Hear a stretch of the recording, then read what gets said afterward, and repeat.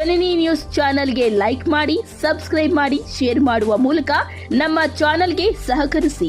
ಹೆಚ್ಚಿನ ಮಾಹಿತಿಗಾಗಿ ಸಂಪರ್ಕಿಸಿ ಹರಿಚಿನ್ನ ಹಾಕೊಟ್ಟಿರ್ತಕ್ಕಂಥದ್ದು ನಮ್ಮ ಆರ್ತಿ ಮೇಡಮ್ ರವರು. ಅದು ಎದ್ದು ಕಾಣುತ್ತೆ. ಅದಕ್ಕೆ ನಾವು ಎಷ್ಟೆಷ್ಟು ಅವಾಗ ಒಂದು ಮಗು ಹೇಳ್ತಾ ಇತ್ತು, ಇಂಜಿನಿಯರ್ ಇಲ್ಲದೆ ಇದ್ರೆ ಟೆಕ್ನಾಲಜಿ ಇಲ್ಲ, ಡಾಕ್ಟರ್ ಇಲ್ಲದೆ ಇದ್ರೆ ಆರೋಗ್ಯ ಇಲ್ಲ ಅಂತ ಹೇಳ್ತಾ ಇದ್ರು. ಶಿಕ್ಷಕರಿಂದ ಹೇಳಿ ಇವ್ರು ಯಾರು ಇಲ್ಲ. ಯಾಕಂದ್ರೆ ಎಲ್ಲರನ್ನ ಸೃಷ್ಟಿ ಮಾಡೋದು ನಾವು ಶಿಕ್ಷಕರೇ. ಅವ್ರು ಪ್ರಧಾನ ಮಂತ್ರಿ ಆಗಿರ್ಬೋದು, ಮುಖ್ಯಮಂತ್ರಿ ಆಗಿರ್ಬೋದು, ಡಾಕ್ಟರ್ ಆಗಿರ್ಬೋದು, ಇಂಜಿನಿಯರ್ ಆಗಿರ್ಬೋದು, ಲಾಯರ್ ಆಗಿರ್ಬೋದು, ಅವ್ರು ಸೃಷ್ಟಿ ಮಾಡೋದು ಯಾರು? ನಾವು ಶಿಕ್ಷಕರು.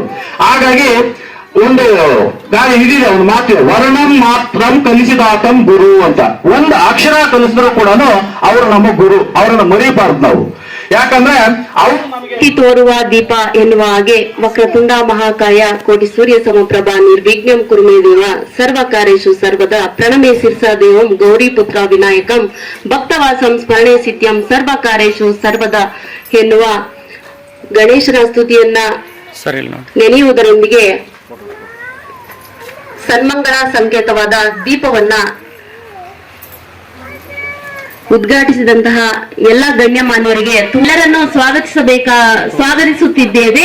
ಈ ಕಾರ್ಯಕ್ರಮದಲ್ಲಿ ಅಧ್ಯಕ್ಷ ಸ್ಥಾನವನ್ನ ವಹಿಸಿಕೊಂಡಿರ್ತಕ್ಕಂತಹ ನಮ್ಮ ಒಂದು ಶಾಲೆಯ SDMC ಅಧ್ಯಕ್ಷರಾದಂತಹ ಶಿವರಾಜಣ್ಣ ಅವರಿಗೆ ನಿಮ್ಮೆಲ್ಲರ ಪರವಾಗಿ ತುಂಬು ಹೃದಯದ ಸ್ವಾಗತವನ್ನ ಕೋರುತ್ತಿದ್ದೇನೆ.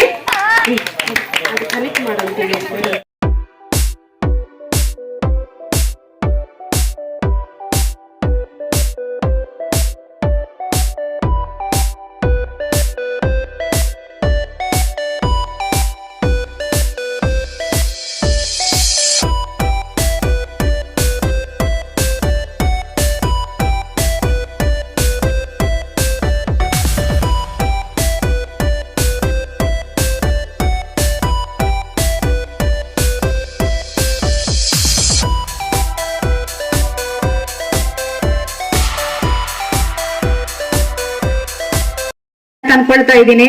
ನನ್ ಮಕ್ಕಳಂದ್ರೆ ತುಂಬಾ ಇಷ್ಟ. ನನ್ ಸ್ವಂತ ಮಕ್ಕಳಿಗಿಂತ ಹೆಚ್ಚು ಪ್ರೀತಿ ನಿಮ್ಮ ನೀವಂತಂದ್ರೆ. ಇವತ್ ನಾನ್ ನಿಮ್ಮನೆ ಇದೇ ದಿನ, ಇವತ್ ಲಾಸ್ಟ್ ನನ್ಗೆ ನಾಳೆಯಿಂದ ನಾನು ದಾಸನಹಳ್ಳಿಗೆ ಬರಲ್ಲ ಅಂತ ಅನ್ಕೊಂಡಷ್ಟೇ ನನ್ಗೆ ತುಂಬಾನೇ ದುಃಖ ಆಗ್ತಾ ಇದೆ. ನನ್ಗೆ ಏನ್ ಮಾತಾಡ್ಬೇಕು ಅಂತಾನೂ ಗೊತ್ತಾಗ್ತಾ ಇಲ್ಲ. ಮತ್ತೆ ಈ ಒಂದು ದಾಸನಹಳ್ಳಿ ಈ ಒಂದು ಮಕ್ಕಳಿಂದಾನೇ ಈ ಒಂದು ದಾಸನಹಳ್ಳಿ, ಈ ಒಂದು ಮಕ್ಕಳಿಲ್ಲ ಅಂತಂದ್ರೆ ನನ್ಗೆ ದಾಸನಹಳ್ಳಿ ಎಲ್ಲೋ ನಾನೆಲ್ಲೋ. ಈಗ ನಾನು ಹೇಗಾಗ್ಬಿಟ್ಟಿದ್ದೀನಪ್ಪ ದಾಸನಹಳ್ಳಿಯಲ್ಲಿ ಅಂದ್ರೆ ಪ್ರತಿಯೊಂದು ಮನೆಯಲ್ಲೂ ಕೂಡ ಮನೆ ಮಗಳಾಗ್ಬಿಟ್ಟಿದ್ದೀನಿ ಅಂತ ನಾನ್ ಭಾವಿಸ್ತೀನಿ. ಪ್ರತಿಯೊಂದು ಮನೆಗೂ ಕೂಡ ನಮ್ ತವರು ಮನೆನೇ ಈ ಊರಲ್ಲಿ. ನಿಮ್ಮ ಈ ಮಗಳು ಈ ದಿನ ಕೊನೆ ಈ ಶಾಲೆನಲ್ಲಿ ಕರ್ತವ್ಯ ನಿರ್ವಹಿಸ್ತಾ ಇರೋದು. ನಾನು ಮತ್ತೆ ಬೇರೆ ಶಾಲೆಗೆ ವರ್ಗಾವಣೆ ಆಗಿರೋದು ನನ್ನ ಸ್ವಂತ ವೈಯಕ್ತಿಕ ಕಾರಣಗಳಿಂದ ನಾನು ಬೇರೆ ಶಾಲೆಗೆ ವರ್ಗಾವಣೆ ತಗೊಂಡಿದ್ದೀನಿ. ದಯವಿಟ್ಟು ಎಲ್ಲರೂ ಕೂಡ ನನ್ಗೆ ಆಶೀರ್ವಾದ ಮಾಡಿ ಕಳಿಸಿ.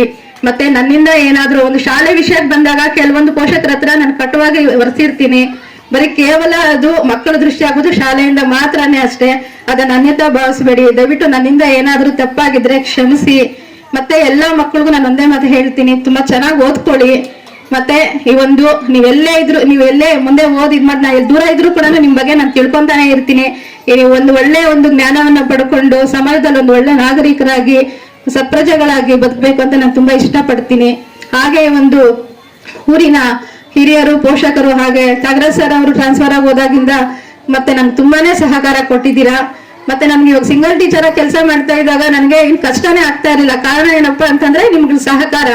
ಒಂದ್ ಯೂನಿಫಾರ್ಮ್ ಬೇಕು ಅಣ್ಣ ಬನ್ನಿ ಅಂತಂದ್ರೆ ವೆಂಕಟೇಶಪ್ಪ ಅಣ್ಣ ಕೇಳಿದಾಗ ಗಾಡಿ ಎತ್ಕೊಂಡು ಬಂದು ನಿಲ್ಸೋರು ಶಾಲೆ ಮುಂದೆ. ಹಾಗೆ ಶಂಕರಣ್ಣ ಫೋನ್ ಮಾಡಿ, ಅಣ್ಣ ಈ ತರ ಬುಕ್ಸ್ ಬಂದಿದೆ, ಇಲ್ಲ ವೆಂಕಸಂದ್ರ ಪಂಚಾಯತಿ ಹತ್ರ ಹೋಗ್ಬೇಕು, ಏನೇ ಆಗ್ಲಿ ಮಾತು ಹೇಳೋ ಅಷ್ಟಾಗೆ ಗಾಡಿಯಲ್ಲಿ ಕರ್ಕೊಂಡ್ ಬಿಡ್ತಾ ಇದ್ರು. ಹಂಗಾಗಿ 30 ಮಕ್ಕಳಿದ್ರು ಕೂಡ ನನಗೆ ಸಿಂಗಲ್ ಟೀಚರ್ ಕೆಲಸ ಮಾಡೋದು ಕಷ್ಟ ಆಗ್ತಾ ಇರ್ಲಿಲ್ಲ. ಮತ್ತೆ ಮಕ್ಕಳು ಅಷ್ಟೇ ಸಹಕಾರ ಕೊಡ್ತಾ ಇದ್ರು. ಮತ್ತೆ ತುಂಬಾ ನಾನು ಬೈತಾ ಇದ್ದೆ, ಮಕ್ಕಳನ್ನ ಹೊಡಿತಾ ಇದ್ದೆ. ಅದಕ್ಕೆ ಕಾರಣ ಏನಪ್ಪಾ ಅಂತಂದ್ರೆ ಒಂದು ಒಳ್ಳೆ ಜ್ಞಾನವನ್ನ ಎಲ್ಲ ಮಕ್ಕಳು, ನನ್ನ ಉದ್ದೇಶ ಏನಪ್ಪಾ ಅಂದ್ರೆ ಎಲ್ಲ ಮಕ್ಕಳು ಚೆನ್ನಾಗಿ ಓದ್ಬೇಕು. ಒಂದ್ ಮಗು ಓದದೇ ಇರೋದು, ಒಂದ್ ಮಗು ಓದೋದು ಆತರ ಅಲ್ಲ. ಎಲ್ಲ ಮಕ್ಕಳು ಕೂಡ ಚೆನ್ನಾಗಿ ಓದ್ಬೇಕು, ಒಳ್ಳೆ ಜ್ಞಾನವನ್ನ ಪಡ್ಕೋಬೇಕು ಅಂತ.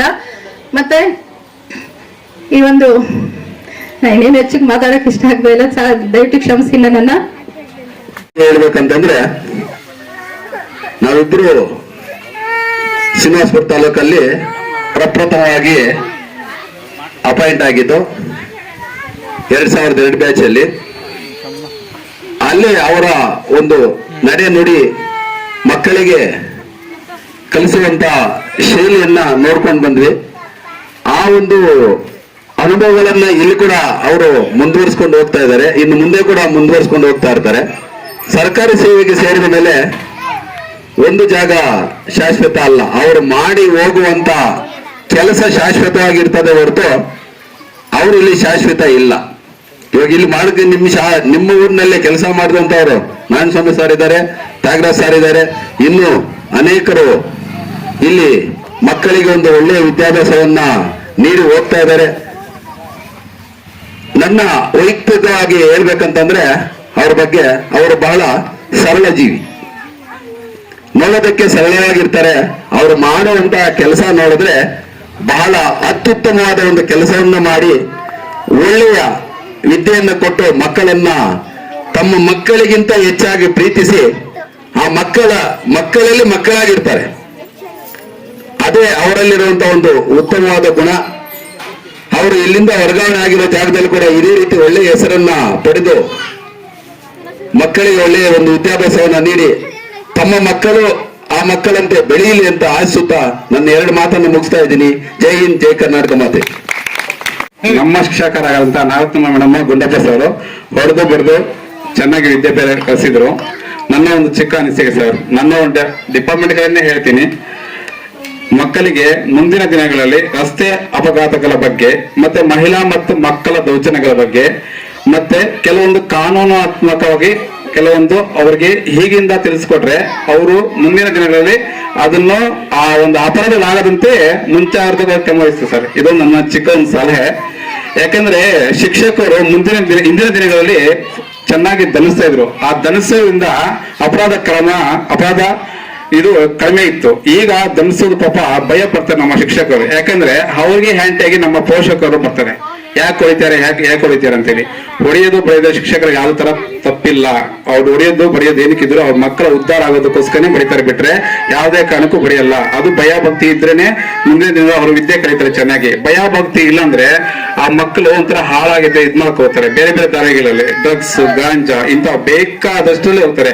ಕಾರಣ ಏನಂದ್ರೆ ಪಾಪ ನಮ್ಮ ಶಿಕ್ಷಕರು ಭಯದಿಂದ ಹೇಳ್ಕೊಡ್ತಾರೆ, ಏನು ಹೊರಿಬಾರ್ದು ಅಂತ. ಇದು ವಾಸ್ತು ವಿಚಾರ, ಬೇಕಾದ್ರೆ ಎಲ್ಲ ನಮ್ಮ ಶಿಕ್ಷಕರಲ್ಲಿ ಕೇಳ್ಬಿಡಿ ಬೇಕಾದ್ರೆ.